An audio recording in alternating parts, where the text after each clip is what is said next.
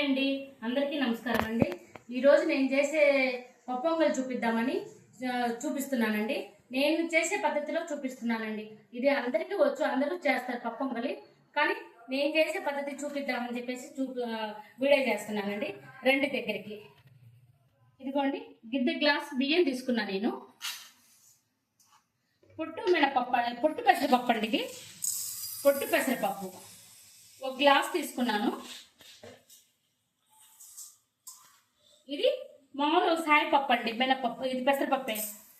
ఇది కూడా పొట్టు లేకుండా పెసరపప్పు. ఇది చూడండి, 2 గ్లాసులు అయింది. ఒకటి పొట్టు పెసరపప్పు, ఒకటి సాయిపప్పు పొట్టు లేని పప్పు, 2. ఇది కడిగి పెట్టుకుందామండి ముందు. ఇది బాగా కడిగేసుకొని చూపిస్తానండి. బియ్యం కడిగి నానబెట్టేసుకున్నాను.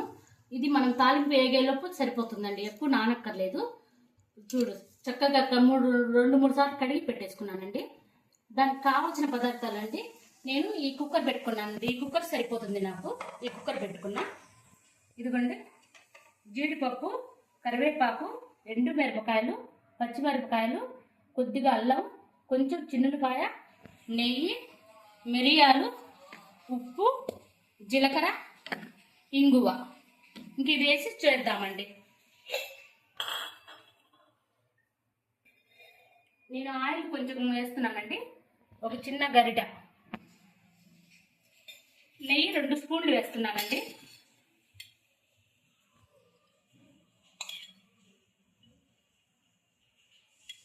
ఇదిగోండి, 3 స్పూన్లు వేసాను నెయ్యి. ఒక చిన్న గరిట నూనె వేసానండి.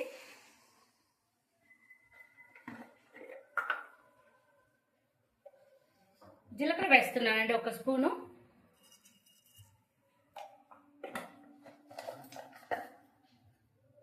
ఇది కొంచెం చిటపట్లాడిద్దామండి.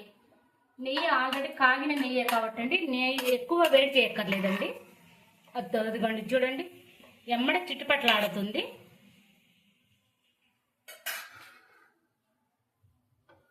కరివేపాకు వేస్తున్నానండి.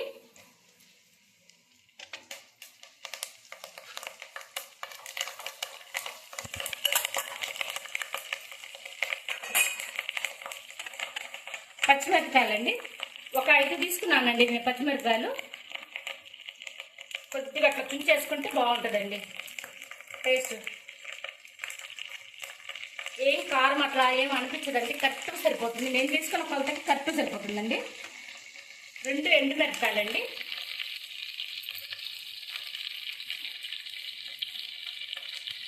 ఇది అలా వేగనిద్దామండి.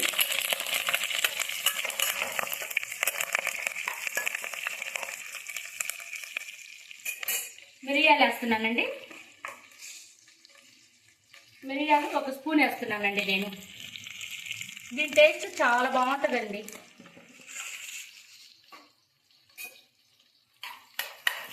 మిరియాలు కూడా కొద్దిగా లైట్గా వేగనిద్దామండి. ఆ తర్వాత అల్లం అండి, చాలా వరకు వేయరండి, నేనైతే వేసుకుంటాను. మంచి ఫ్లేవర్తో ఉంటుందండి, చాలా టేస్ట్గా ఉంటుంది. 4 చిల్లిపాయ రెబ్బలండి, చిటిని పెట్టానండి. చిత కొట్టేసి ఇట్లా పెట్టేసుకున్నా. దీని ఫ్లేవర్ బాగుంటుంది, నచ్చకపోతే వేసుకోక్కర్లేదండి.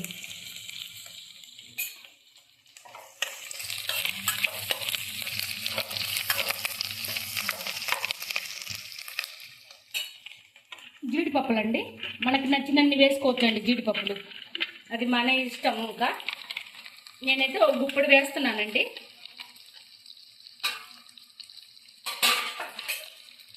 ఇది వేగనిద్దామండి. జీడిపప్పులు కొంచెం కలర్ మారేదాకా వేగనిద్దామండి. చూడండి, కలర్ మారుతుంది. ఈ కలర్ మారినప్పుడే అండి పసుపు చిటికెడేనండి, ఎక్కువ వేయక్కర్లేదండి. మరి ఎల్లో కలర్ ఏమో రాక్కర్లేదు. చూడండి, చిటికెడు పసుపు వేస్తున్నాను నేను. ఇంగువ అండి, ఇంగువ వేస్తున్నా కొద్దిగా అండి. ఇంగువ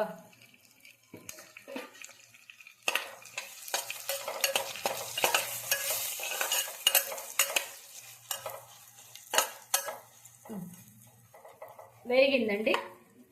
బియ్యం వేస్తున్నానండి నేను.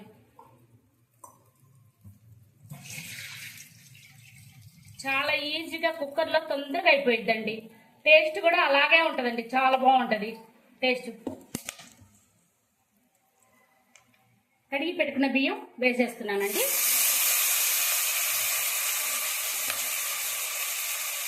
ఇది ఈ ఆయిల్ నేను నెయ్యిలో బాగా వేగాలండి, ఒక 5 నిమిషాలు వేగాలండి. కరెక్ట్గా ఒక 5 నిమిషాలు ఎగితే చాలండి. నేను ఎందుకు ఇస్తున్నానంటే పెసరపప్పు ఒకటికి ఒకటే వేస్తారండి చాలా వరకు. 2 వేసి చూడండి టేస్ట్ ఎంత బాగుంటుందో, చాలా టేస్ట్గా ఉంటుందండి. 1 గ్లాసు బియ్యం అయితే 2 గ్లాసులు పెసరపప్పు వేసుకుంటే చాలండి, చాలా టేస్టీగా ఉంటుంది. నేనైతే పుట్టు పెసరపప్పు 1 గ్లాస్ వేసుకుంటా, సాయం పెసరపప్పు 1 గ్లాస్ వేసుకుంటానండి. అలా వేసుకుంటే మంచి రుచి వచ్చిందండి. దీన్ని మనం ఒక 5 నిమిషాలు వేగనిద్దామండి. బాగా 5 నిమిషాలు వేగనిద్దాం. చూడండి బాగా వేగుతుంది. ఈ 5 నిమిషాలు వేగడం వల్ల మనకి పప్పు బియ్యం బాగా నూనెలో వేగుతుందండి. చిన్నగా కలిపుకుంటే బాగా వస్తుందండి. గబగబా తిప్పకుండా అన్నము బియ్యం ఎరిగిపోకుండా చూసుకుంటే చాలండి. చూడండి అడుగంటుతుంది కాబట్టి బాగా వేగిపోయిందండి. 5 నిమిషాలు వేపాను. రుచికి తగ్గట్టు ఉప్పు అండి, రుచికి తగ్గట్టు ఉప్పు వేసుకుంటున్నా. ఇప్పుడు చూడండి ఈ గ్లాస్తో మొత్తం 3 గ్లాసులు అయిందండి. ఈ గ్లాస్తో 3 గ్లాసులు అయింది. 1 గ్లాసు బియ్యం, 2 గ్లాసులు పెసరపప్పు వేసాను. దీంతో వాటర్ పోసుకుందామండి. 1 గ్లాసుకి వచ్చి 3 గ్లాసులు పోసుకోవచ్చండి, 4 గ్లాసులు పోసుకోవచ్చు, దాన్ని తినేదాన్ని బట్టండి. నేనైతే 3 గ్లాసులు పోస్తున్నానండి. ఒక్కొక్క గ్లాస్కి 3 గ్లాసులు పోస్తున్నాను వాటర్. 1 2 3 4 5 6 7 8 9. చూడండి 3 గ్లాసులకి 9 నీళ్ళు పోసాను. ఒక్కోదానికి 3 గ్లాసులు చొప్పున నీళ్ళు పోసానండి. నాకు కొంచెం లూసుకుంటే బాగుంటుంది కాబట్టి ఇంకొక గ్లాస్ ఎక్స్ట్రా పోస్తున్నానండి. మొత్తం 10 గ్లాసులు వాటర్ పోసానండి. దీంతో మనం ఏ గ్లాస్ అయితే తీసుకుంటామో దానికి ట్రిపుల్ తీసుకోవచ్చండి. 4 గ్లాసులు అయినా తీసుకోవచ్చండి, 3 గ్లాసులు అయినా తీసుకోవచ్చు, 4 గ్లాసులు అయినా తీసుకోవచ్చు. మనకు మెత్తగా కావాలి అనుకుంటే 1 గ్లాస్ ఎక్స్ట్రా కూడా వేసుకోవచ్చండి. దీన్ని చిన్న మంట మీద ఒక పొంగు వచ్చేదాకా ఉంచుదామండి. ఇట్లా ఒక పొంగు వచ్చేదాకా ఉంచి తర్వాత ఒక విజిల్కే ఆఫ్ చేద్దామండి. చూడండి ఇలా ఉడికేటప్పుడు మనం విజిల్ పెట్టుకుంటే సరిపోతుందండి. ఇలా ఉడకాలండి. పొంగు పట్టేసి ఉడికింది. ఇలా మనం విజిల్ పెట్టేసుకొని చిన్న మంట మీద మనం ఒక విజిల్ అండి, చిన్న మంట మీద. చూడండి అదిగో చిన్న మంట పెట్టేశాను. ఈ మంట మీద ఒక విజిల్ వస్తే సరిపోతుందండి. తర్వాత చూపిస్తా.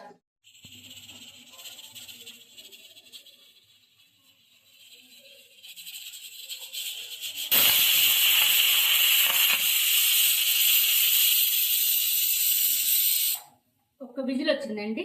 చిన్న మంట మీద ఒక 2 నిమిషాలు ఉంచేద్దామండి. చిన్న మంట పెట్టాను, 2 నిమిషాలు ఉడకనిచ్చి ఆఫ్ చేద్దామండి. చూడండి చక్కగా ఉడికిపోయింది. కొంచెం చూడండి ఇలా ఉండాలండి. ఇలా ఉంటే మనకి మెత్తగా గరిటతో ఇట్లా మెత్తుకుంటే సరిపోతుందండి. లూజుగా ఉంటే చాలా టేస్టీగా ఉంటుందండి. గట్టిగా మనకు గట్టిగా కావాలనుకున్న వాళ్ళు గట్టిగా కూడా చేసుకోవచ్చండి. చూడండి ఎంత చక్కగా, నాకైతే పర్ఫెక్ట్గా వచ్చేసిందండి. నాకు ఈ లూజ్ ఉండాలండి. ఈ లూజ్ ఉంటేనే టేస్టీగా నోటికి భలే రుచి అనిపిస్తుందండి. మనం అన్నం వండుకున్నట్టు వండుకోకుండా నేను చేసే పద్ధతిలో ఒక్కసారి ట్రై చేసి చూడండి. జీడిపప్పులు మనకు నచ్చిన వేసుకోవచ్చండి.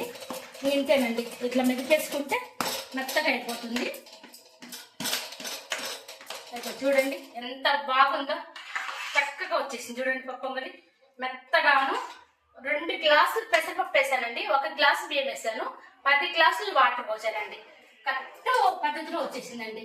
ఇదిగో చూడండి, కరెక్ట్గా వచ్చేసింది. నేను చేసే పద్ధతిలో చూసి చేయండి. ఇలా చేసి ఎలా ఉందో కూడా కామెంట్ పెట్టండి.